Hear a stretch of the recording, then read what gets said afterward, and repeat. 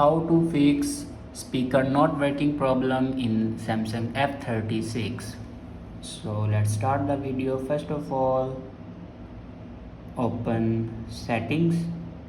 In settings, scroll down and click on sounds and vibration, and then scroll down and click on do not disturb.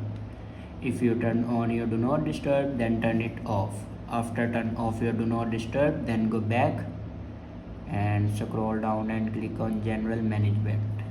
Now scroll down and click on reset, and then click on reset all settings. Now here you can click on reset settings.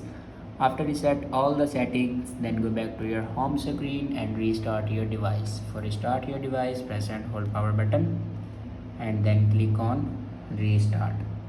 After restart your device, your problem will be fixed. I hope this video is helpful for you. Thanks for watching.